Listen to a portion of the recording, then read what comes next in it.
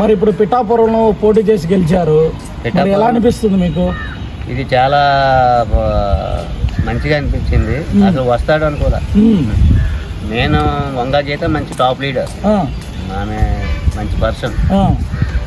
అయితే తర్వాత ఈయన ఇక్కడ దిగాక ఇంకా మళ్ళీ పోతాడు అనుకున్నారు.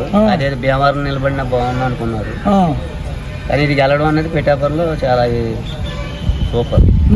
పవన్ కళ్యాణ్ మామూలు విషయం కాదంటారు. మామూలు విషయం కాదు. ఆమెని జగన్ గారు డిప్యూటీ సీఎం ఇచ్చి పక్కన కూర్చోబెట్టుకున్నా కూడా ప్రచారం చేసింది వంగా గీత గారు. కానీ మంచి లీడర్ ఆమెని కలిసిందంటే చాలా గ్రేట్ పవన్ కళ్యాణ్. మరి ప్రభుత్వం వచ్చి 10 నెలల పైన అవుతుంది, సూపర్ 6 ఏవి అమలు చేయలేదు అంటున్నారు. పథకాలు ఇవ్వట్లేదంటే కొందరు ఇది బాగా వెనక్కిపోయింది. ఇది 5 సంవత్సరాల్లో ఈ డెవలప్మెంట్ చేసుకుంటే చాలులే,